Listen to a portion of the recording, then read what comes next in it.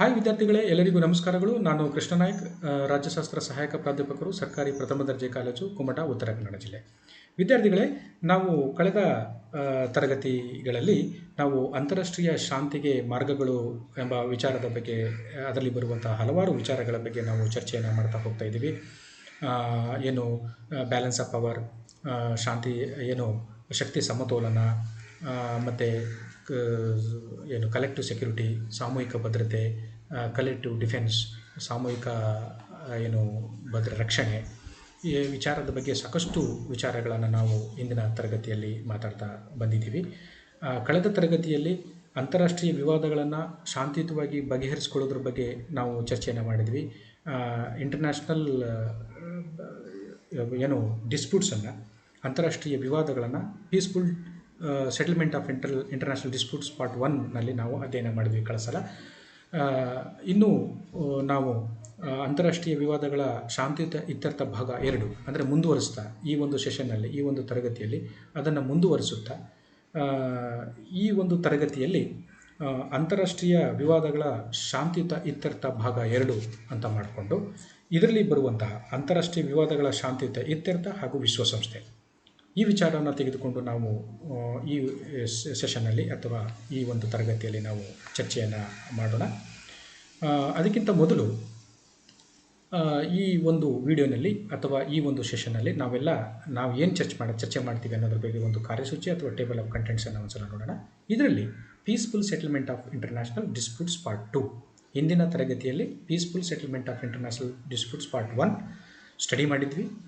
ಇದರಲ್ಲಿ ಅಂತಾರಾಷ್ಟ್ರೀಯ ವಿವಾದಗಳ ಶಾಂತಿಯುತ ಇತ್ಯರ್ಥ ಭಾಗ 2, ಇದರಲ್ಲಿ ಬರುವಂತಹ peaceful settlement of international disputes part 2 and United Nation Organisation, ವಿಶ್ವಸಂಸ್ಥೆ ಮತ್ತು ಅಂತಾರಾಷ್ಟ್ರೀಯ ವಿವಾದಗಳ ಶಾಂತಿಯುತ ಇತ್ಯರ್ಥ ಎಂಬ ವಿಚಾರವನ್ನು ನಾವು ಈ 2ನೇ ಪಾರ್ಟ್ನಲ್ಲಿ ಅಧ್ಯಯನವನ್ನು ಮಾಡೋಣ. ವಿಶ್ವಸಂಸ್ಥೆ ವಿವಾದಗಳನ್ನು ಶಾಂತಿಯುತವಾಗಿ ಬಗೆಹರಿಸುವಲ್ಲಿ ಸಫಲತೆ ಹಾಗೂ ವಿಶಿಷ್ಟತೆಯನ್ನು ಸಾಧಿಸಿರುವಂಥದ್ದನ್ನು ನಾವು ನೋಡ್ತೇವೆ. ಒಂದು ಅಧ್ಯಯನದ ಪ್ರಕಾರ 1945ರಿಂದ 1980ರ ಅವಧಿಯಲ್ಲಿ ಸುಮಾರು 123 ಪ್ರಕರಣಗಳನ್ನು ವಿಶ್ವಸಂಸ್ಥೆ ಮುಂದೆ ಬಂದಿತ್ತು. ಆ 123 ಪ್ರಕರಣಗಳಲ್ಲಿ ವಿಶ್ವಸಂಸ್ಥೆ ಬಗೆಹರಿಸಿದ್ದು ಸುಮಾರು 28 ಪ್ರಕರಣಗಳು. ಅದರ ಮುಂದೆ ಬಂದಂತಹ ಅಂದರೆ ಎಲ್ಲಿಂದ ಎಲ್ಲಿವರೆಗೆ 1945ರಿಂದ 1981ರವರೆಗೆ ವಿಶ್ವಸಂಸ್ಥೆ ಮುಂದೆ ಬಂದಂತಹ ಸುಮಾರು 123 ಪ್ರಕರಣಗಳಲ್ಲಿ ಅದು 28 ಪ್ರಕರಣಗಳನ್ನು ಇತ್ಯರ್ಥಪಡಿಸಿರುವಂಥದ್ದನ್ನು ನಾವು ನೋಡ್ತೇವೆ. ಇವೆಲ್ಲ ಪ್ರಕರಣಗಳು 1970ಕ್ಕಿಂತ ಮೊದಲು ತೀರ್ಮಾನ ಬಯಸಿ ಬಂದ ಪ್ರಕರಣಗಳಾಗಿತ್ತು. ಕೆಲವು ಪ್ರಕರಣಗಳಲ್ಲಿ ವಿಶ್ವಸಂಸ್ಥೆ ಸಂಪೂರ್ಣ ಯಶಸ್ಸು ಕಂಡಿದ್ದರೆ, ಇನ್ನು ಕೆಲವು ಪ್ರಕರಣಗಳಲ್ಲಿ ಅದು ವಿಫಲತೆಯನ್ನು ಕಂಡಿರುವಂಥದ್ದನ್ನು ನೋಡ್ತೇವೆ. ಅಂತಹ ಪ್ರಕರಣಗಳೆಂದರೆ 1946ರಲ್ಲಿ ಇರಾನ್ನಿಂದ ರಷ್ಯಾ ಸೇನೆ ವಾಪಸಾತಿ, 1988ರಲ್ಲಿ ಅಫ್ಘಾನಿಸ್ತಾನದಿಂದ ರಷ್ಯಾ ಸೇನಾ ವಾಪಸಾತಿ, 1950ರಲ್ಲಿ ಇಂಡೋನೇಷ್ಯಾ ಹಾಗೂ 1990ರಲ್ಲಿ ನಮೀಬಿಯಾ ಪ್ರಕರಣಗಳು ಶಾಂತಿಯುತವಾಗಿ ಇತ್ಯರ್ಥಗೊಂಡುವಂಥದ್ದನ್ನು ನಾವು ಇಲ್ಲಿ ಉದಾಹರಣೆ ತಗೋಬಹುದು. ಈ ದೇಶಗಳು ಸ್ವತಂತ್ರ ಆದುವ ಸಂದರ್ಭದಲ್ಲಿ. ಆಮೇಲೆ ಕಾಶ್ಮೀರ, ಕೊರಿಯಾ, ಪ್ಯಾಲೆಸ್ಟೈನ್ ಪ್ರಕರಣಗಳಲ್ಲಿ ಭಾಗಶಃ ಯಶಸ್ಸು ಕಂಡಿರುವಂಥದ್ದನ್ನು ನೋಡ್ತೇವೆ. ವಿಶ್ವಸಂಸ್ಥೆ ಭಾಗಶಃ ಯಶಸ್ಸನ್ನು ಕಂಡಿದೆ. ಇದರಲ್ಲಿ ಭದ್ರತಾ ಮಂಡಳಿ ವಿವಾದಗಳ ಇತ್ಯರ್ಥಕ್ಕೆ ಶ್ರಮಿಸಿದ್ದು ಇಲ್ಲಿ ನಾವು ಅದನ್ನು ಉಲ್ಲೇಖಿಸಬಹುದು, ಅದು ಉಲ್ಲೇಖನೀಯ. ಭದ್ರತಾ ಮಂಡಳಿಯ ಶಾಶ್ವತ ರಾಷ್ಟ್ರಗಳು ಚಲಾಯಿಸುವಂಥ ವೀಟೋ ಅಧಿಕಾರ ವಿವಾದ ಇತ್ಯರ್ಥಗೊಳಿಸಲು ಭದ್ರತಾ ಮಂಡಳಿಗೆ ಈಗ ಅಂಥ ಅಡ್ಡಿ ಆಗಿಲ್ಲ ಅಂತಲೂ ಕೂಡ ನಾವು ಇಲ್ಲಿ ಹೇಳಬಹುದು. ಯಾಕೆಂದರೆ ಈ settlement through the United Nation Organisation ಅಂದರೆ ವಿಶ್ವಸಂಸ್ಥೆ ಮೂಲಕ ಒಂದು ವಿವಾದಗಳನ್ನು ಇತ್ಯರ್ಥಪಡಿಸುವಂಥ ಒಂದು ಅವಕಾಶವೂ ಕೂಡ ನೀಡಿರುವಂಥದ್ದು. ದ UN ಜನರಲ್ ಅಸೆಂಬ್ಲಿ, ವಿಶ್ವಸಂಸ್ಥೆಯ ಸಾಮಾನ್ಯ ಸಭೆ, ಜನರಲ್ ಅಸೆಂಬ್ಲಿ ಏನಿದೆಯೋ ಅದು according to the article number 14 of the charter can settle the dispute between its members. Article number 14 ವಿಶ್ವಸಂಸ್ಥೆ ಪ್ರಣಾಳಿಕೆಯ ಆರ್ಟಿಕಲ್ ವಿಧಿ 14ರ ಪ್ರಕಾರವಾಗಿ ಏನು ಜನರಲ್ ಅಸೆಂಬ್ಲಿ ಅಥವಾ ಸಾಮಾನ್ಯ ಸಭೆ ಇದೆಯೋ ತನ್ನ ವಿಶ್ವಸಂಸ್ಥೆಯ ಸದಸ್ಯರುಗಳ ನಡುವೆ ವಿವಾದಗಳನ್ನು ಶಾಂತಿಯುತವಾಗಿ ಬಗೆಹರಿಸಿಕೊಳ್ಳೋದ್ರ ಬಗ್ಗೆ ಅದು ಹೇಳುತ್ತೆ. UN Security Council determines the threat and then takes actions to settle the dispute. ಭದ್ರತಾ ಮಂಡಳಿ ಏನಿದೆಯೋ, ವಿಶ್ವಸಂಸ್ಥೆ ಭದ್ರತಾ ಮಂಡಳಿಯು ಈ ಡಿಸ್ಪ್ಯೂಟನ್ನು, ವಿವಾದಗಳನ್ನು ಸೆಟಲ್ ಮಾಡ್ಕೊಳ್ಳೋಕ್ಕೋಸ್ಕರ, ಬಗೆಹರಿಸ್ಕೊಳ್ಳೋಕ್ಕೆ ಅದು ಕೆಲವು ಕ್ರಮಗಳನ್ನು ಕೂಡ ತೆಗೆದುಕೊಳ್ಳುವಂಥ ಅಧಿಕಾರವನ್ನು ಇಲ್ಲಿ ನೀಡಲಾಗಿರುವಂಥದ್ದು. It can ask the United Nations members for assistance. ಜೊತೆಗೆ ಈ ವಿಶ್ವಸಂಸ್ಥೆಯ ಭದ್ರತಾ ಮಂಡಳಿ ಆಗಿರ್ಬೋದು, ಜನರಲ್ ಅಸೆಂಬ್ಲಿ ಆಗಿರ್ಬೋದು, ಈ ವಿವಾದಗಳನ್ನು ಬಗೆಹರಿಸಿಕೊಳ್ಳೋದಕ್ಕಾಗಿ ಸದಸ್ಯ ರಾಷ್ಟ್ರಗಳಿಗೆ ಅದು ಸಹಾಯವನ್ನು ಕೇಳ್ಕೋಬಹುದು. It can appoint investigation commission. ಜೊತೆಗೆ ಇದು ವಿಚಾರಣಾ ಆಯೋಗವನ್ನು ಕೂಡ ನೇಮಕವನ್ನು ಮಾಡಬಹುದು. ಬೈ ದ ಯುನೈಟೆಡ್ ನೇಷನ್ಸ್, ವಿಶ್ವಸಂಸ್ಥೆ ಯಾವ ರೀತಿಯಲ್ಲಿ ತನ್ನ ಕಾರ್ಯವನ್ನು ಮಾಡುತ್ತೆ ಎಂಬ ವಿಚಾರವನ್ನು, ಅಂದರೆ ವಿಶ್ವ ಮಟ್ಟದಲ್ಲಿ ಜರುಗುವಂಥ ಸಂಭವಿಸುವಂಥ ವಿವಾದಗಳೇನು ಬರ್ತವೋ ಅದನ್ನು ಬಗೆಹರಿಸುವಂಥ ಕಾರ್ಯದಲ್ಲಿ ವಿಶ್ವಸಂಸ್ಥೆ ಯುನೈಟೆಡ್ ನೇಷನ್ಸ್ ಆರ್ಗನೈಸೇಷನ್ ಏನು ಮಾಡುತ್ತೆ ಎಂಬ ವಿಚಾರವನ್ನು ತೆಗೆದುಕೊಂಡು ನೋಡೋದಾದರೆ, peaceful means of settlement of disputes is one of the principles of the United Nations provided under para 3 of article 2 of the charter. ವಿಶ್ವಸಂಸ್ಥೆಯ ಚಾರ್ಟರ್ ಅಥವಾ ಪ್ರಣಾಳಿಕೆ ಏನಿದೆಯೋ ಆ ಪ್ರಣಾಳಿಕೆಯ ಒಂದು ಆರ್ಟಿಕಲ್ ನಂಬರ್ 2 ಅಥವಾ ವಿಧಿ 2ರ ಒಂದು ಪ್ಯಾರಾ 3ರಲ್ಲಿ ಈ ವಿಶ್ವಸಂಸ್ಥೆಯ ಡಿಸ್ಪ್ಯೂಟ್ಸ್, ಅಂದರೆ ಅಂತಾರಾಷ್ಟ್ರೀಯ ಮಟ್ಟದಲ್ಲಿರುವ ಜರುಗುವಂತಹ ಒಂದು ಡಿಸ್ಪ್ಯೂಟ್ಸ್ ವಿವಾದಗಳನ್ನು ಬಗೆಹರಿಸಿಕೊಳ್ಳುವುದಕ್ಕೋಸ್ಕರ ಒಂದು ಕೆಲವು ತತ್ವಗಳನ್ನು ಇಲ್ಲಿ ನೀಡಲಾಗಿದೆ. The General Assembly and Security Council are the two organs of the United Nations that have been empowered to discharge functions regarding the same. ಈ ವಿಚಾರಗಳನ್ನು ಬಗೆಹರಿಸೋದಕ್ಕೆ, ವಿವಾದಗಳನ್ನು ಬಗೆಹರಿಸೋದಕ್ಕೆ ವಿಶ್ವಸಂಸ್ಥೆಯ ಪ್ರಣಾಳಿಕೆಯಲ್ಲೇ ಜನರಲ್ ಅಸೆಂಬ್ಲಿ ಮತ್ತು ಸಾಮಾನ್ಯ ಸಭೆ ಮತ್ತು ಭದ್ರತಾ ಮಂಡಳಿಗೆ, ಇವೆರಡು ಅಂಗಗಳಿಗೆ ಒಂದು ಅಧಿಕಾರವನ್ನು ನೀಡಿರುವಂಥದ್ದನ್ನು ನಾವು ನೋಡ್ತೇವೆ. ಆಮೇಲೆ ಜನರಲ್ ಅಸೆಂಬ್ಲಿ ಅಥವಾ ಸಾಮಾನ್ಯ ಸಭೆ ಏನು ಮಾಡುತ್ತೆ ಅಂತಂದರೆ, despite the fact that the assembly has not been empowered to settle the disputes using any specific means. ಆದರೂ ಕೂಡ ಸಾಮಾನ್ಯ ಸಭೆಗೆ ಯಾವುದೇ ರೀತಿಯ ಮಾರ್ಗದ ಮೂಲಕ ಸಮಸ್ಯೆಯನ್ನು ಬಗೆಹರಿಸಿಕೊಳ್ಳೋದ್ರ ಬಗ್ಗೆ ಏನು ಹೇಳಿಲ್ಲ ಅಂತಂದರೂ ಕೂಡ, it holds a wide range of powers to discuss the same under article 11 para 2 and may make recommendations under article 14 to the parties in dispute which may help them to arrive at peaceful and friendly conclusions. ವಿಶ್ವಸಂಸ್ಥೆಯ ಪ್ರಣಾಳಿಕೆಯಲ್ಲಿ general assembly ಅಥವಾ ಸಾಮಾನ್ಯ ಸಭೆಗೆ ಈ ಡಿಸ್ಪ್ಯೂಟ್ಸನ್ನು ನೇರವಾಗಿ ಬಗೆಹರಿಸಿಕೊಳ್ಳೋದಕ್ಕೆ ಯಾವುದೇ ಅಧಿಕಾರವನ್ನು ನೀಡದೇ ಹೋಗಿದ್ದರೂ ಕೂಡ ಆರ್ಟಿಕಲ್ 11 ಅಥವಾ ವಿಧಿ 11 ಪ್ಯಾರಾ 2ರಲ್ಲಿ ಅದು ರೆಕಮೆಂಡೇಷನ್ಸನ್ನು ಮಾಡಬಹುದು. ಅದು ಆರ್ಟಿಕಲ್ 14ರ ಪ್ರಕಾರವಾಗಿ ಆ ಪಾರ್ಟೀಸ್ ಏನು ಬರುತ್ತವೋ ಆ ಡಿಸ್ಪ್ಯೂಟ್ಸನ್ನು ಬಗೆಹರಿಸಿಕೊಳ್ಳೋದಕ್ಕೋಸ್ಕರ, ಶಾಂತಿಯುತವಾಗಿ ಸ್ನೇಹಪರವಾಗಿ ಬಗೆಹರಿಸಿಕೊಳ್ಳೋಕ್ಕೋಸ್ಕರ ಅದು ಕರೆ ನೀಡಬಹುದು. ಆದ್ದರಿಂದ ಇನ್ ಸಿಂಪ್ಲರ್ ವರ್ಡ್, ಸಾಮಾನ್ಯ ಒಂದು ಪದದಲ್ಲಿ ಹೇಳಬೇಕು ಅಂದರೆ, it can be said that the assembly holds the general power for the peaceful settlement of international disputes. ಆದ್ದರಿಂದ ಸಾಮಾನ್ಯ ಸಭೆಯು ಅಂತಾರಾಷ್ಟ್ರೀಯ ವಿವಾದಗಳನ್ನು ಶಾಂತಿಯುತವಾಗಿ ಬಗೆಹರಿಸಿಕೊಳ್ಳೋದಕ್ಕಾಗಿ ಒಂದು ಸಾಮಾನ್ಯ ಅಧಿಕಾರವನ್ನು ಹೊಂದಿದೆ ಅಂತ ಹೇಳ್ಬೋದು. ವಿಶೇಷ ಅಧಿಕಾರ ಅಲ್ಲ, ಸಾಮಾನ್ಯ ಅಧಿಕಾರವನ್ನು ಹೊಂದಿದೆ ಅಂತ ಹೇಳ್ಬೋದು. There have been various instances where the Assembly has suggested for the peaceful settlement of disputes. ಈ ಸಾಮಾನ್ಯ ಸಭೆಯು ಅಂತಾರಾಷ್ಟ್ರೀಯ ವಿವಾದಗಳನ್ನು ಶಾಂತಿಯುತವಾಗಿ ಬಗೆಹರಿಸಿರೋದ್ರ ಬಗ್ಗೆ ಸಾಕಷ್ಟು ಉದಾಹರಣೆಗಳನ್ನು ನಾವಿಲ್ಲಿ ತೆಗೆದುಕೊಳ್ಬಹುದು. In 1974 the assembly called upon the member states to make full use and seek improved implementation provided for in the charter of the United Nations for the exclusively peaceful settlement and dispute or any situations. 1974 ಸಾಮಾನ್ಯ ಸಭೆಯು ತನ್ನ ಸದಸ್ಯ ರಾಷ್ಟ್ರಗಳನ್ನು ಕರೆ ನೀಡಿ charter ಪ್ರಕಾರ ತಮ್ಮದಲ್ಲಿರುವಂತಹ ಏನು ವಿವಾದಗಳು ಅಥವಾ ಏನು ಗೊಂದಲಗಳಿದ್ದಾವೋ ಅದನ್ನು ಶಾಂತಿಯುತವಾಗಿ ಬಗೆಹರಿಸಿಕೊಳ್ಳುವುದಕ್ಕೆ ಅದು ಕರೆಯನ್ನು ನೀಡಿರುವಂಥದ್ದನ್ನು ನಾವು ನೋಡ್ತೇವೆ.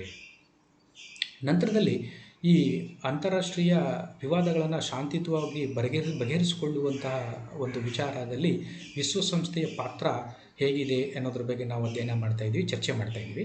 ಅದರಲ್ಲಿ ಬಹಳ ಪ್ರಮುಖವಾಗಿ ಮನಿಲಾ ಘೋಷಣೆ ಅನ್ನೋದು ಒಂದು ಬಹಳ ಪ್ರಮುಖವಾದಂಥ ಒಂದು ಘೋಷಣೆ. ಮನಿಲಾ ಡಿಕ್ಲರೇಷನ್ ಏನಿದೆ ಅದರಲ್ಲಿ ಇನ್ 1982 the committee successfully drafted a declaration that was to be adopted by the assembly. ಮನಿಲಾದಲ್ಲಿ ಫಿಲಿಪೀನ್ಸ್ ಮನಿಲಾದಲ್ಲಿ ಒಂದು ಘೋಷಣೆಯನ್ನು ಮಾಡುತ್ತೆ 1982 ವಿಶ್ವಸಂಸ್ಥೆ. The committee successfully drafted a declaration that was to be adopted by the assembly. ಆ ಕಮಿಟಿಯಲ್ಲಿ ತೀರ್ಮಾನವಾದಂತಹ ಒಂದು ಘೋಷಣೆ ಏನಿದೆ ಅದನ್ನು ಅಡಾಪ್ಟ್ ಮಾಡ್ಕೊಳ್ತೇವೆ ಈ ಸಾಮಾನ್ಯ ಸಭೆ. The same declaration was known as the Manila declaration. ಈ ಘೋಷಣೆಯನ್ನು ಮನಿಲಾ ಘೋಷಣೆ ಅಥವಾ ಮನಿಲಾ ಡಿಕ್ಲರೇಷನ್ ಅಂತ ಕರಿತೀವಿ ನಾವು. The declaration mentioned that the state shall seek any peaceful way of settlement of a dispute in good faith and a spirit of cooperation. ಈ declaration ಏನನ್ನು ಒಳಗೊಂಡಿದೆ ಅಂತಂದರೆ, ಈ ಮನಿಲಾ ಡಿಕ್ಲರೇಷನ್ ಅಥವಾ ಮನಿಲಾ ಘೋಷಣೆ ಏನನ್ನು ಒಳಗೊಂಡಿದೆ ಅಂತಂದರೆ, ಯಾವುದೇ ವಿವಾದಗಳನ್ನು ರಾಷ್ಟ್ರಗಳು, ರಾಜ್ಯಗಳು ತಮ್ಮಲ್ಲಿರುವಂಥ ವಿವಾದಗಳನ್ನು ಶಾಂತಿಯುತವಾಗಿ ಬಗೆಹರಿಸ್ಕೊಳ್ಬೇಕು ಅಂತಂದರೆ ಅದು ಒಂದು ರೀತಿಯಲ್ಲಿ ಅದು ಗುಡ್ ಫೇತ್, ಒಳ್ಳೆಯ ಭಾವನೆಯಿಂದ ಮತ್ತು ಒಳ್ಳೆಯ ಮನೋಭಾವನೆ ಮತ್ತು ಒಂದು ಸಹಕಾರ ಮನೋಭಾವನೆಯಿಂದ ಕೂಡಿದಂತಹ ಒಂದು ಮನಸ್ಥಿತಿಯನ್ನು ಇಟ್ಕೊಂಡು ಅದನ್ನು ಸೆಟಲ್ಮೆಂಟ್ ಮಾಡ್ಕೋಬೇಕು ಎಂಬ ವಿಚಾರವನ್ನು ಈ ಡಿಕ್ಲರೇಷನಲ್ಲಿ, ಘೋಷಣೆಯಲ್ಲಿ ತಿಳಿಸಲಾಗಿದೆ. It also mention that the states had absolute liberty to make full use of the United Nations. It also ಇದರಲ್ಲಿ ಈ ಡಿಕ್ಲರೇಷನಲ್ಲಿ ಇನ್ನೊಂದು ಬಹಳ ಒಂದು ಪ್ರಮುಖವಾದಂಥ ವಿಚಾರವನ್ನು ಮೆನ್ಷನ್ ಮಾಡಲಾಗಿದೆ. It also mention that the states had absolute liberty to make full use of the United Nations. ಯಾವುದೇ ರಾಷ್ಟ್ರವು ಅಂದರೆ ಸದಸ್ಯತ್ವವನ್ನು ಪಡ್ಕೊಂಡಿದ್ದ ರಾಷ್ಟ್ರಗಳು, ವಿಶ್ವಸಂಸ್ಥೆಯಲ್ಲಿ ಇರುವಂಥ ಯಾವುದೇ ರಾಜ್ಯಗಳು ಅಥವಾ ರಾಷ್ಟ್ರಗಳು ವಿಶ್ವಸಂಸ್ಥೆಯನ್ನು ಸಂಪೂರ್ಣವಾಗಿ ಬಳಸಿಕೊಳ್ಳುವುದಕ್ಕೆ ಸಂಬಂಧಪಟ್ಟಂತೆ ಸಂಪೂರ್ಣವಾದಂಥ ಒಂದು ಅಧಿಕಾರ, ಸ್ವಾತಂತ್ರ್ಯವನ್ನು ಇದ್ದಾವೆ ಎಂಬ ವಿಚಾರವನ್ನು ಈ ಮನಿಲಾ ಡಿಕ್ಲರೇಷನ್ನಲ್ಲಿ ತಿಳಿಸಿರುವಂಥದ್ದು. ಆಮೇಲೆ declaration on prevention and removal of dispute. ಇಲ್ಲಿ ವಿವಾದಗಳನ್ನು ತಡೆಗಟ್ಟುವುದು ಮತ್ತು ಅದನ್ನು ಹೋಗಲಾಡಿಸುವುದು. ವಿವಾದಗಳನ್ನು ತಡೆಗಟ್ಟುವುದರ ಜೊತೆಗೆ ವಿವಾದಗಳಿದ್ದರೆ ಅದನ್ನು ತೆಗೆದುಹಾಕೋದ್ರ ಬಗ್ಗೆ ಘೋಷಣೆ ಏನು ಮಾಡಿದೆ ಎಂಬ ವಿಚಾರವನ್ನು ತೆಗೆದುಕೊಂಡು ನೋಡಿದ್ರೆ, this declaration was drafted by the special committee. ಈ ಒಂದು ಡಿಕ್ಲರೇಷನನ್ನು, ಒಂದು ಘೋಷಣೆಯನ್ನು ಒಂದು ವಿಶೇಷ ಸಮಿತಿ ಡ್ರಾಫ್ಟ್ ಮಾಡಿತು. Which was said to threaten international peace and security. ಯಾವ ವಿಚಾರಗಳು, ವಿವಾದಗಳು ಅಂತಾರಾಷ್ಟ್ರೀಯ ಶಾಂತಿ ಮತ್ತು ಭದ್ರತೆಗೆ ಧಕ್ಕೆಯನ್ನುಂಟು ಮಾಡುತ್ತವೋ ಅಂಥ ವಿಷಯಗಳನ್ನು ತಡೆಗಟ್ಟುವುದರ ಸಲುವಾಗಿ ಒಂದು ಸ್ಪೆಷಲ್ ಕಮಿಟಿಯನ್ನು ಮಾಡಿ, ಆ ಸ್ಪೆಷಲ್ ಕಮಿಟಿ ಅಥವಾ ವಿಶೇಷ ಸಮಿತಿ ನೀಡಿದಂಥ ಒಂದು ಏನು ಡ್ರಾಫ್ಟು ಅದು ಕರಡು ಏನಿತ್ತು ಅದನ್ನು ಇಲ್ಲಿ ಅಳವಡಿಸಲಾಗಿರುವಂಥದ್ದು.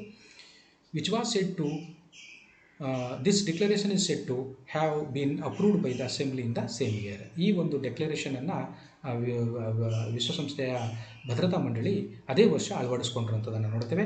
Some of the important provisions of the declaration are as follows. ಅದರಲ್ಲಿ ಬರುವಂಥ ಕೆಲವು ಡಿಕ್ಲರೇಷನ್ನಲ್ಲಿ ಬರುವಂತಹ ಕೆಲವು ಇಂಪಾರ್ಟೆಂಟ್ ಪ್ರಾವಿಷನ್ಸ್, ಪ್ರಮುಖ ಅಂಶಗಳು ಈ ಕೆಳಗಂಡಂತೆ ನಾವು ಈ ರೀತಿಯಲ್ಲಿ ನೋಡಬಹುದು. ಅದರಲ್ಲಿ ಒಂದೇದು, foreign ministers level meetings to be held sometimes by the Security Council. ಕೆಲವು ಸಂದರ್ಭದಲ್ಲಿ ವಿಶ್ವಸಂಸ್ಥೆಯ ಭದ್ರತಾ ಮಂಡಳಿಯು ಕೂಡ ಈ ಫಾರಿನ್ ಮಿನಿಸ್ಟರ್ಸ್, ವಿದೇಶಾಂಗ ಮಂತ್ರಿಗಳ ಮೀಟಿಂಗ್ಗಳನ್ನು ಕೂಡ ಕೆಲವು ಸಂದರ್ಭದಲ್ಲಿ ಕರೀಬಹುದು ಎಂಬ ವಿಚಾರವನ್ನು ಇಲ್ಲಿ ಹೇಳಲಾಗಿದೆ. ಎರಡನೆಯದಾಗಿ, the appointment of A secretary general as A rapporteur in a specific dispute must be considered by the council. ಕೆಲವು ಸಂದರ್ಭದಲ್ಲಿ ವಿಶ್ವಸಂಸ್ಥೆಯ ಭದ್ರತಾ ಮಂಡಳಿಯು ಕೂಡ ಏನು ಮಾಡಬೇಕು ಅಂತಂದರೆ, ಸೆಕ್ರೆಟರಿ ಜನರಲ್ ಇದ್ದಾರಲ್ಲ, ವಿಶ್ವಸಂಸ್ಥೆಯ ಪ್ರಧಾನ ಕಾರ್ಯದರ್ಶಿಯನ್ನು ಕೂಡ ಅದನ್ನು ಕೆಲವು ಸಂದರ್ಭದಲ್ಲಿ ಗಣನೆಗೆ ತೆಗೆದುಕೊಂಡು ಅವರ ಮೂಲಕನೂ ಕೂಡ ಈ ವಿವಾದಗಳನ್ನು ಬಗೆಹರಿಸುವಂಥ ಕಾರ್ಯವನ್ನು ಮಾಡಬೇಕಾಗತ್ತೆ ಎಂಬ ವಿಚಾರನ ಇಲ್ಲಿ ಹೇಳಲಾಗತ್ತೆ. ಆಮೇಲೆ ಮೂರನೇದು ಏನು ಪಾಯಿಂಟ್ಸ್ ಅಂತಂದರೆ, ಪ್ರಾವಿಷನ್ ಅಂದರೆ, fact finding or good officers should happen at an early stage. ಅಂದರೆ ಯಾವುದೇ ವಿವಾದಗಳು ರೈಸ್ ಆದಾಗ, ಉಲ್ಬಣವಾದಾಗ ತಕ್ಷಣ ಅದನ್ನು ಕಂಡುಹಿಡಿದು ಅದಕ್ಕೆ ಒಂದು ಪರಿಹಾರವನ್ನು ನೀಡುವಂಥ ಸಂದರ್ಭದಲ್ಲಿ ಒಂದು ಒಳ್ಳೆಯ ಒಂದು ಫ್ಯಾಕ್ಟ್ ಫೈಂಡಿಂಗ್ ಆರ್ ಗುಡ್ ಆಫೀಸರ್ಸನ್ನು ಸ್ಥಾಪನೆ ಮಾಡಬೇಕು ಎಂಬ ವಿಚಾರವನ್ನು ಅದು ಹೇಳುತ್ತೆ. ನಾಲ್ಕನೇದಾಗಿ, in order to prevent a dispute, ವಿವಾದಗಳನ್ನು ಬಗೆಹರಿಸುವುದಕ್ಕಾಗಿ the secretary general must consider approaching the states concerned. ವಿಶ್ವಸಂಸ್ಥೆ ಪ್ರಧಾನ ಕಾರ್ಯದರ್ಶಿ ಏನು ಮಾಡಬೇಕು, ಈ ಡಿಸ್ಪ್ಯೂಟನ್ನು, ವಿವಾದಗಳನ್ನು ಬಗೆಹರಿಸುವುದಕ್ಕಾಗಿ ಸಂಬಂಧಪಟ್ಟಂಥ ರಾಜ್ಯಗಳು ಏನು ಬರ್ತವೆ, ರಾಷ್ಟ್ರಗಳಿಗೆ ಅವರನ್ನು ಅಪ್ರೋಚ್ ಮಾಡುವಂಥ ಒಂದು ಅವಕಾಶವನ್ನು ಬಳಸಿಕೊಂಡು ಅಪ್ರೋಚ್ ಮಾಡುವಂಥ ಒಂದು ಕಾರ್ಯಕ್ಕೆ ಅವರು ತೊಡಗಬೇಕಾಗತ್ತೆ ಎಂಬ ವಿಚಾರವನ್ನು ಇಲ್ಲಿ ತಿಳಿಸಿರುವಂಥದ್ದು. This declaration is said to be the first instrument that deals with the prevention of international disputes and promotes international peace, harmony and security. ಮೊದಲ ಬಾರಿಗೆ ಈ ಇತಿಹಾಸದಲ್ಲೇ ಈ ಡಿಕ್ಲರೇಷನ್ ಏನು ಮಾಡಿತು ಅಂತಂದರೆ, ಅಂತಾರಾಷ್ಟ್ರೀಯ ಒಂದು ವಿವಾದಗಳನ್ನು ಶಾಂತಿಯುತವಾಗಿ ಬಗೆಹರಿಸೋದಕ್ಕಾಗಿ ಅಂತಾರಾಷ್ಟ್ರೀಯ ಶಾಂತಿ, ಸಹಬಾಳ್ವೆ ಮತ್ತು ಭದ್ರತೆಯನ್ನು ಪ್ರಮೋಟ್ ಮಾಡುವ, ಉತ್ತೇಜನಗೊಳಿಸೋದಕ್ಕಾಗಿ ಈ ಒಂದು ಇನ್ಸ್ಟ್ರೂಮೆಂಟ್ ಸಾಧನವನ್ನು ಇಲ್ಲಿ ಬಳಸ್ಕೊಳ್ಳಾಯಿತು ಅಂತ. ಆಮೇಲೆ ಫ್ಯಾಕ್ಟ್ ಫೈಂಡಿಂಗ್ ಆ್ಯಕ್ಟಿವಿಟೀಸ್. ವಿಶ್ವಸಂಸ್ಥೆಯು ಏನು ಮಾಡುತ್ತೆ ಅಂತಂದರೆ, ಇನ್ನೂ ಮುಂದೆ ಹೋಗಿ ಈ ಸತ್ಯಾಂಶಗಳನ್ನು ಕಂಡುಹಿಡಿಯುವಂಥದ್ದು, ಸತ್ಯ ಶೋಧನಾ ಚಟುವಟಿಕೆಗಳು ಅಂತ ಹೇಳ್ತೀವಿ. ಸತ್ಯ ಶೋಧನಾ ಚಟುವಟಿಕೆಗಳು ಅಂದರೆ ಫ್ಯಾಕ್ಟ್ ಫೈಂಡಿಂಗ್ ಆ್ಯಕ್ಟಿವಿಟೀಸನ್ನು ಮಾಡುತ್ತೆ. ಯಾವುದು ಸರಿ ಯಾವುದು ತಪ್ಪು, ಎಲ್ಲಿ ಸರಿಯಾಗಿದೆ ಎಲ್ಲಿ ತಪ್ಪಾಗಿದೆ ಅನ್ನೋದ್ರ ಬಗ್ಗೆ ಅದು ತನ್ನ ಇದು ಸದಸ್ಯರುಗಳಿಂದಲೇ ಅದನ್ನು ಫ್ಯಾಕ್ಟ್ ಫೈಂಡ್ ಮಾಡುವಂಥದ್ದು ಅಥವಾ ಸತ್ಯ ಶೋಧನೆಯನ್ನು ಮಾಡುವಂಥ ಕಾರ್ಯವನ್ನು ಅದು ಮಾಡುತ್ತೆ. In 1990 the special committee was asked to give priority to the impending questions on maintaining international peace and security. 1990ರಲ್ಲಿ ಒಂದು ವಿಶೇಷ ಸಮಿತಿಗೆ ಅಂತಾರಾಷ್ಟ್ರೀಯ ಶಾಂತಿ ಮತ್ತು ಭದ್ರತೆಗೆ ಧಕ್ಕೆ ಆಗುವಂಥಕ್ಕೆ ಸಂಬಂಧಪಟ್ಟಂತೆ ನೀವು ಅದನ್ನು ತಿಳಿಸಬೇಕು ಎಂಬ ಒಂದು ಸ್ಪೆಷಲ್ ಕಮಿಟಿಯನ್ನು ಮಾಡಿರುವಂಥದ್ದು ಉದಾಹರಣೆ ನೋಡ್ತೀವಿ. For this purpose the fact finding activities were to be primarily considered. ಈ ಒಂದು ಕಮಿಟಿಯ ಸ್ಥಾಪನೆ ನಂತರದಲ್ಲಿ ಒಂದು ಸತ್ಯ ಶೋಧನಾ ಸಮಿತಿಯನ್ನು ಚಟುವಟಿಕೆಗಳನ್ನು ಮಾಡುವುದಕ್ಕೆ ಪ್ರಾರಂಭ ಮಾಡಿತು. In 1991 a declaration on the fact finding committee was adopted by the General Assembly. 1991ರಲ್ಲಿ ಈ ಸತ್ಯಶೋಧನಾ ಸಮಿತಿಯನ್ನು ಸ್ಥಾಪನೆ ಮಾಡಿಕೊಳ್ಳುವಂಥ ಒಂದು ವಿಚಾರಕ್ಕೆ ಪ್ರಪೋಸಲ್ಗೆ ಪ್ರಸ್ತಾವನೆಗೆ ಸಾಮಾನ್ಯ ಸಭೆ 1991ರಲ್ಲಿ ಒಪ್ಪಿಗೆಯನ್ನು ನೀಡಿತು, ಅಳವಡಿಸ್ಕೊಳ್ತು ಅದನ್ನು. It had a major role in strengthening the role of the United Nations in the maintenance of international peace and security and also to promote the settlement of disputes through peaceful means. ಇದೆಲ್ಲವೂ ಕೂಡ ವಿಶ್ವಸಂಸ್ಥೆಯು ಏನು ಮಾಡಿತು ಅಂದರೆ ಇದನ್ನೆಲ್ಲನೂ ಬಳಸ್ಕೊಂಡು ಅಂತಾರಾಷ್ಟ್ರೀಯ ಶಾಂತಿ ಮತ್ತು ಭದ್ರತೆಯನ್ನು ಕಾಪಾಡುವ ಮತ್ತು ಅಂತಾರಾಷ್ಟ್ರೀಯ ಶಾಂತಿಗೆ ಒಂದು ಉತ್ತೇಜನ ನೀಡುವಂಥ ಒಂದು ಕಾರ್ಯಕ್ಕೆ ಅದು ಕೈಗೆ ಹಾಕ್ತು ಅನ್ನೋ ವಿಚಾರವನ್ನು ನಾವು ತಿಳ್ಕೊಳ್ಬೇಕಾಗುತ್ತೆ. The fact finding mission was either taken by the Security Council, the assembly and the secretary general. ಈ ಫ್ಯಾಕ್ಟ್ ಫೈಂಡಿಂಗ್ ಮಿಷನನ್ನು ಅಥವಾ ಸತ್ಯ ಶೋಧನಾ ಈ ಮಿಷನ್ ಏನಿದೆಯೋ ಅದನ್ನು ಬೇಕಾದರೆ ಭದ್ರತಾ ಮಂಡಳಿ ಕೈಗೊಳ್ಬೋದು, ಸಾಮಾನ್ಯ ಸಭೆಯು ಕೈಗೊಳ್ಬೋದು, ಅಥವಾ ಸೆಕ್ರೆಟರಿ ಜನರಲ್ ಅಂದರೆ ಪ್ರಧಾನ ಕಾರ್ಯದರ್ಶಿನೂ ಕೈಗೊಳ್ಬೋದು. Secretary general was expected to use the finding activities at an early stage for an easier and more peaceful contribution in matters of dispute.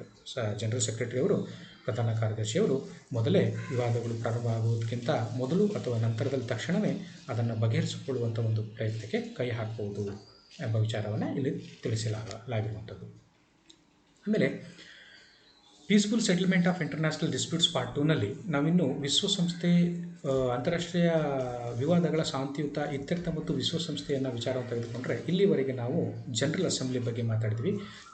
General assembly ಅಥವಾ ಸಾಮಾನ್ಯ ಸಭೆ ಯಾವ ರೀತಿಯಲ್ಲಿ ವಿವಾದಗಳನ್ನು ಬಗೆಹರಿಸುತ್ತೆ ಎಂಬ ವಿಚಾರವನ್ನು ಇಲ್ಲಿವರೆಗೆ ತಿಳ್ಕೊಂಡ್ವಿ. ಎರಡನೇದಾಗಿ ಅಂತಾರಾಷ್ಟ್ರೀಯ ವಿವಾದಗಳ ಶಾಂತಿಯುತ ಇತ್ಯರ್ಥವನ್ನು ಸೆಕ್ಯೂರಿಟಿ ಕೌನ್ಸಿಲ್ ಭದ್ರತಾ ಮಂಡಳಿಯು ಹೇಗೆ ನಿರ್ವಹಿಸುತ್ತೆ ಎಂಬ ವಿಚಾರವನ್ನು ನಾವು ಎರಡನೇ ಪಾಯಿಂಟಲ್ಲಿ ನಾವು ಈಗ ತಿಳ್ಕೊಳ್ಳೋಣ. Chapter 6 of the charter UN Charter provides the various modes by which the Council settles the disputes peacefully. ವಿಶ್ವಸಂಸ್ಥೆ ಪ್ರಣಾಳಿಕೆಯ ಅಧ್ಯಾಯ 6ರಲ್ಲಿ ವಿಶ್ವಸಂಸ್ಥೆ ಭದ್ರತಾ ಮಂಡಳಿಯು ಯಾವ ಕಾರ್ಯಗಳನ್ನು ಮಾಡ್ಬೋದು ಈ ಡಿಸ್ಪ್ಯೂಟ್ಸ್ಗಳನ್ನು ವಿವಾದಗಳನ್ನು ಶಾಂತಿಯುತವಾಗಿ ಬಗೆಹರಿಸಲು ಎಂಬ ವಿಚಾರವನ್ನು ಅಲ್ಲಿ ತಿಳಿಸಿರುವಂಥದ್ದು. ಇಲ್ಲಿ ಜುಡಿಷಿಯಲ್ ಸೆಟಲ್ಮೆಂಟ್ ಅಂದರೆ ಇಲ್ಲಿ ನ್ಯಾಯಾಂಗೀಯ ಒಂದು ಸೆಟಲ್ಮೆಂಟ್ ಇತ್ಯರ್ಥ. ನ್ಯಾಯಾಂಗೀಯ ಇತ್ಯರ್ಥ ಅಂತಂದರೆ ಜುಡಿಷಿಯಲ್ ಸೆಟಲ್ಮೆಂಟ್ ಅಂತ ಹೇಳ್ತೀವಿ. Judicial settlement is the process of solving a dispute by the International Tribunal in accordance with the rules set by the international law. Judicial settlement ಅಂತಂದರೆ ಅಂತಾರಾಷ್ಟ್ರೀಯ ಒಂದು ನ್ಯಾಯಮಂಡಳಿ ಏನಿರುತ್ತೋ ಅದು ಆ ಸಮಸ್ಯೆಯನ್ನು ಬಗೆಹರಿಸುವಂಥ ಒಂದು ಕಾರ್ಯವನ್ನು ಮಾಡುತ್ತೆ. ಇದು ಯಾವ ಪ್ರಕಾರವಾಗಿರುತ್ತೆ ಅಂತಂದರೆ ಅದು ಅಂತಾರಾಷ್ಟ್ರೀಯ ಕಾನೂನು ಮತ್ತು ನಿಯಮಾವಳಿಗಳಿಗೆ ಪೂರಕವಾಗಿ ಅದರ ಪ್ರಕಾರವಾಗಿ ಈ ಜುಡಿಷಿಯಲ್ ಸೆಟಲ್ಮೆಂಟನ್ನು ಮಾಡಲಾಗತ್ತೆ. Here it is important to understand the expression international tribunal. ಅದರಿಂದ ಇಲ್ಲಿ ನಾವು ಅಂತಾರಾಷ್ಟ್ರೀಯ ನ್ಯಾಯಮಂಡಳಿ ಅಂತ ಹೇಳ್ತೀವಿ, ಅದು ಈ ಒಂದು ಕಾರ್ಯದಲ್ಲಿ ತೊಡಗುತ್ತೆ ಎಂಬ ವಿಚಾರವನ್ನು ತಿಳ್ಕೊಳ್ಬೇಕು. A tribunal acquires an international status because of it's jurisdiction. ಈ ಟ್ರಿಬ್ಯುನಲ್ ಅಥವಾ ನ್ಯಾಯಮಂಡಳಿ ಅಂತ ಹೇಳ್ತೀವಿ, ಅದು ಒಂದು ಅಂತಾರಾಷ್ಟ್ರೀಯ ಸ್ಥಾನಮಾನವನ್ನು ಪಡ್ಕೊಳ್ಳುತ್ತೆ. ಅಂದರೆ ಅಂತಾರಾಷ್ಟ್ರೀಯ ಸ್ಥಾನಮಾನವನ್ನು ಪಡ್ಕೊಳ್ಳೋಕ್ಕೆ ಅದರದ್ದೇ ಆದಂಥ ಒಂದು ನ್ಯಾಯಾಂಗ ವ್ಯಾಪ್ತಿ, ಜುರಿಸ್ಟಿಕ್ಷನ್ ಅಂತ ಹೇಳ್ತೀವಲ್ಲ, ನ್ಯಾಯದಾನ ಮಾಡುವಂಥ ವ್ಯಾಪ್ತಿ ಅಥವಾ ನ್ಯಾಯಾಂಗೀಯ ವ್ಯಾಪ್ತಿಯನ್ನು ಒಳಗೊಂಡಿರಬೇಕು. ಅಟ್ ದ ಪ್ರೆಸೆಂಟೇ ಈಗ ಪ್ರಸ್ತುತ the international court of justice, ಅಂತಾರಾಷ್ಟ್ರೀಯ ನ್ಯಾಯಾಲಯ ಏನಿದೆಯೋ, although not the only tribunal but it is indeed the most important tribunal around the globe. ಇಲ್ಲಿ ಸದ್ಯದಲ್ಲಿ ಈಗ ಅಂತಾರಾಷ್ಟ್ರೀಯ ನ್ಯಾಯಾಲಯ the international court of justice ಇದೆಯಲ್ಲ, ಅಂತಾರಾಷ್ಟ್ರೀಯ ನ್ಯಾಯಾಲಯ ಏನಿದೆಯೋ ಅದು ಕೇವಲ ಒಂದು ನ್ಯಾಯಮಂಡಳಿಯಾಗಿ ಕೆಲಸವನ್ನು ನಿರ್ವಹಿಸ್ತೇನೆ, ಅದು ಅಂತಾರಾಷ್ಟ್ರೀಯ ಮಟ್ಟದಲ್ಲಿ ಒಂದು ಬಹಳ ಪ್ರಮುಖವಾದಂಥ ಮಹತ್ವವಾದಂತಹ ನ್ಯಾಯಮಂಡಳಿಯಾಗಿ ಅದು ಕಾರ್ಯವನ್ನು ನಿರ್ವಹಿಸ್ತಾ ಇರುವಂಥದ್ದನ್ನು ನಾವು ನೋಡ್ತೇವೆ. ಆಮೇಲೆ ಆರ್ಬಿಟ್ರೇಷನ್ ಅಂದರೆ ನಾನು ಮೊದಲೇ ಹೇಳಿದೆ, ನ್ಯಾಯ ಪಂಚಾಯಿತಿಯನ್ನು ಮಾಡುವಂಥದ್ದು ಕೂಡ ಬರ್ತದೆ ಅಂತ. ನ್ಯಾಯ ಪಂಚಾಯಿತಿ ಮಾಡೋದ್ರ ಮೂಲಕವೂ ಕೂಡ ವಿಶ್ವಸಂಸ್ಥೆ ಭದ್ರತಾ ಮಂಡಳಿ ಏನಿದೆಯೋ ಆ ಒಂದು ವಿವಾದವನ್ನು ಬಗೆಹರಿಸಿಕೊಳ್ಳುವಂಥ ಕಾರ್ಯವನ್ನು ಮಾಡುತ್ತೆ. Arbitration is the process of using the help, advice and recommendation of a third party called arbitrator to settle disputes. Arbitration ಅಂದರೆ ನ್ಯಾಯ ಪಂಚಾಯಿತಿ ಅಂತಂದರೆ ಅದು ಒಂದು ರೀತಿಯಲ್ಲಿ ಮೂರನೇ ಪಕ್ಷದ ವ್ಯಕ್ತಿ ಅಥವಾ ಆರ್ಬಿಟ್ರೇಟರ್ ಅಂತ ಏನು ಕರಿತೀವಿ ನಾವು, ಸಂಧಾನಕಾರ ಅಥವಾ ರಾಜಿ ಪಂಚಾಯಿತಿ ಮಾಡುವಂಥ ವ್ಯಕ್ತಿ ಅಥವಾ ಪಾರ್ಟಿ ಏನಿರ್ತಾರೋ ಅವರು ಒಂದು ಸಹಾಯವನ್ನು ಪಡ್ಕೊಂಡು, ಸಲಹೆಯನ್ನು ಪಡ್ಕೊಂಡು, ಶಿಫಾರಸನ್ನು ಮಾಡೋದರ ಮೂಲಕ ಈ ವಿವಾದಕ್ಕೆ ಒಂದು ಪರಿಹಾರವನ್ನು ನೀಡುವಂಥದ್ದು. The International Law Commission defines it as a procedure for the settlement of disputes between states by a binding award on the basis of law and as a result of a voluntary accepted undertaking. ಇದು ಒಂದು ರೀತಿಯಲ್ಲಿ ಏನಾಗುತ್ತೆ ಅಂತಂದರೆ, ಅಂತಾರಾಷ್ಟ್ರೀಯ ಕಾನೂನಿನ ಆಯೋಗ ಅಂತ ಏನಿದೆಯೋ ಅದು ಈ ಒಂದು ನಿಯಮಗಳನ್ನು, ಪ್ರೊಸೀಜರನ್ನು ಸೆಟಲ್ಮೆಂಟ್ ಮಾಡೋದು ಹೇಗೆ ಎಂಬ ವಿಚಾರಗಳ ಬಗ್ಗೆ, ರಾಷ್ಟ್ರಗಳ ಮಧ್ಯೆ ವಿವಾದಗಳು ಏರ್ಪಡುವಂಥ ಸಂದರ್ಭದಲ್ಲಿ ಅದನ್ನು ಸೆಟಲ್ಮೆಂಟ್ ಮಾಡುವಂಥದ್ದು, ಇತ್ಯರ್ಥಪಡಿಸುವುದರ ಬಗ್ಗೆ ನಿಯಮಾವಳಿಗಳು, ಪ್ರೊಸೀಜರ್ಗಳನ್ನು ಅಂತಾರಾಷ್ಟ್ರೀಯ ಕಾನೂನು ಆಯೋಗ ಮಾಡುತ್ತೆ. Owing to its tendency to blend civil law procedure and common law procedure, international arbitration is sometimes also referred to as a hybrid form of international dispute resolution. ಅಂತಾರಾಷ್ಟ್ರೀಯ ಕಾನೂನು ವಿಚಾರವನ್ನು ತೆಗೆದುಕೊಂಡು ನೋಡಿದಾಗ ಇಲ್ಲಿ ಸಿವಿಲ್ ಲಾ ಪ್ರೊಸೀಜರು ಅಂದರೆ ಒಂದು ರೀತಿಯಲ್ಲಿ ನಾವು ಹೇಳ್ತೀವಿ ಏನು ಸಿವಿಲ್ ಲಾ ಪ್ರೊಸೀಜರು ಮತ್ತು ಇನ್ನೊಂದು ಕಾಮನ್ ಲಾ ಪ್ರೊಸೀಜರ್, ಇವನ್ನೆಲ್ಲ ಮಿಕ್ಸ್ ಮಾಡಿಕೊಂಡು ಅಂತಾರಾಷ್ಟ್ರೀಯ ಒಂದು ವಿವಾದಗಳನ್ನು ಬಗೆಹರಿಸುವಂಥ ಒಂದು ಕಾನೂನನ್ನಾಗಿ ನಾವು ಅದನ್ನೆರಡು ಮಿಕ್ಸ್ ಮಾಡಿ, ಹೈಬ್ರಿಡ್ ಮಾಡಿ ಅದನ್ನು ಜಾರಿಗೆ ತರುವಂಥದ್ದು ಬರುತ್ತೆ. The international court of justice in the case of Qatar versus Bahrain stated that the word arbitration for the purpose of international law usually refers to the settlement of disputes between states by judges of their own choice. ನೋಡಿ, ಒಂದು ಕೇಸ್ನಲ್ಲಿ, ಯಾವುದು Qatar versus Bahrain ಕೇಸ್ನಲ್ಲಿ ಅಂತಾರಾಷ್ಟ್ರೀಯ ನ್ಯಾಯಾಲಯ ಒಂದು ತೀರ್ಪನ್ನು ನೀಡುತ್ತೆ. ಅದರ ಪ್ರಕಾರವಾಗಿ ಒಂದು ರಾಜಿ ಪಂಚಾಯಿತಿ ಮಾಡಬೇಕು ಅಂತಂದರೆ ಅದು ಅಂತಾರಾಷ್ಟ್ರೀಯ ಕಾನೂನಿಗೆ ಅನುಗುಣವಾಗಿ ಮಾಡಬೇಕು. ಮತ್ತು ಅದನ್ನು ಹೇಗೆ ಮಾಡಬೇಕು ಅಂತಂದರೆ, the settlement of disputes between states by judges of their own choice, ಅವರ ಚಾಯ್ಸ್ಗೆ ಅನುಗುಣವಾದಂಥ ಜಡ್ಜ್ಗಳನ್ನು ನೇಮಕ ಮಾಡಿಕೊಂಡು ಅವರು ತಮ್ಮ ನ್ಯಾಯ ಪಂಚಾಯಿತಿಯನ್ನು ಮಾಡ್ಕೋಬಹುದು ಎಂಬ ವಿಚಾರವನ್ನು ಕಟಾರ್ ವರ್ಸಸ್ ಬಹ್ರೇನ್ ಕೇಸ್ನಲ್ಲಿ ಅಂತಾರಾಷ್ಟ್ರೀಯ ನ್ಯಾಯಾಲಯವು ತೀರ್ಪು ನೀಡಿರುವಂಥದ್ದನ್ನು ನಾವು ನೋಡ್ತೇವೆ. ವಿದ್ಯಾರ್ಥಿಗಳೇ, ಇಲ್ಲಿಯವರೆಗೆ ಅಂತಾರಾಷ್ಟ್ರೀಯ ವಿವಾದಗಳ ಶಾಂತಿಯುತ ಇತ್ಯರ್ಥ ಭಾಗ 2ರಲ್ಲಿ ಅಂತಾರಾಷ್ಟ್ರೀಯ ವಿವಾದಗಳು ಮತ್ತು ವಿಶ್ವಸಂಸ್ಥೆ ಈ ವಿಚಾರವನ್ನು ತೆಗೆದುಕೊಂಡು ಅದರಲ್ಲಿ ಅಂತಾರಾಷ್ಟ್ರೀಯ ವಿವಾದಗಳು ಮತ್ತು ಸಾಮಾನ್ಯ ಸಭೆ, ಅಂತಾರಾಷ್ಟ್ರೀಯ ವಿವಾದಗಳು ಮತ್ತು ವಿಶ್ವಸಂಸ್ಥೆಯ ಭದ್ರತಾ ಮಂಡಳಿ ಯಾವ ರೀತಿಯಲ್ಲಿ ಕಾರ್ಯವನ್ನು ಮಾಡಿ ವಿವಾದಗಳನ್ನು ಬಗೆಹರಿಸುತ್ತವೆ ಎಂಬ ವಿಚಾರವನ್ನು ಇಲ್ಲಿವರೆಗೆ ನಾವು ಚರ್ಚೆಯನ್ನು ಮಾಡಿದ್ದೀವಿ. ಇದರ ಬಗ್ಗೆ ಇನ್ನೂ ನಿಮಗೆ ಹೆಚ್ಚಿನ ಮಾಹಿತಿ ಜ್ಞಾನ ಬೇಕು ಅಂತಂದರೆ ಪಾಮರ್ ಆ್ಯಂಡ್ ಪರ್ಕಿನ್ಸ್ ಬರೆದಿರುವಂಥ international relations in transition in the world community, Michael G Roskin, Nicholas O Berry ಬರೆದಿರುವಂಥ the new world of international relations, Peter Calvocoressi ಅವರು ಬರೆದಿರುವಂಥ world politics 1945 to 2000, Vinay Kumar Malhotra international relations, Vandana V ಬರೆದಿರುವಂಥ theory of international relations ತೆಗೆದುಕೊಂಡು ಓದ್ಬೋದು. ಇದು ಇಂಗ್ಲೀಷ್ನಲ್ಲಿದೆ. ಕನ್ನಡ ಮಾಧ್ಯಮದ ವಿದ್ಯಾರ್ಥಿಗಳಿಗೆ ಮಾಲಿ ಮುದ್ದಣ್ಣ ಅವರು ಬರೆದಿರುವಂಥ ಅಂತಾರಾಷ್ಟ್ರೀಯ ಸಂಬಂಧಗಳು, ಎಸ್ ಟಿ ರಾಮಕೃಷ್ಣ ಬರೆದಿರುವಂಥ ಅಂತಾರಾಷ್ಟ್ರೀಯ ಸಂಬಂಧಗಳು, ಕೆ ಸುರೇಶ್ ಅವರು ಬರೆದಿರುವಂಥ ಅಂತಾರಾಷ್ಟ್ರೀಯ ಸಂಬಂಧಗಳು, ಜಿ ಟಿ ದೇವೇಗೌಡ ಅವರು ಬರೆದಿರುವಂತಹ ಅಂತಾರಾಷ್ಟ್ರೀಯ ಸಂಬಂಧಗಳು, ಎನ್ ಬಿ ಪಾಟೀಲ ಮತ್ತು ಜಿ ಪಿ ಶೀಲವಂತರ ಅವರು ಬರೆದಿರುವಂತಹ ಅಂತಾರಾಷ್ಟ್ರೀಯ ಸಂಬಂಧಗಳು ಮತ್ತು ಅಂತಾರಾಷ್ಟ್ರೀಯ ಸಂಸ್ಥೆಗಳು ಈ ಪುಸ್ತಕಗಳನ್ನು ತೆಗೆದುಕೊಂಡು ನೀವು ಓದ್ಬೋದು. ಧನ್ಯವಾದ. ಎಲ್ಲರಿಗೂ ನಮಸ್ಕಾರ.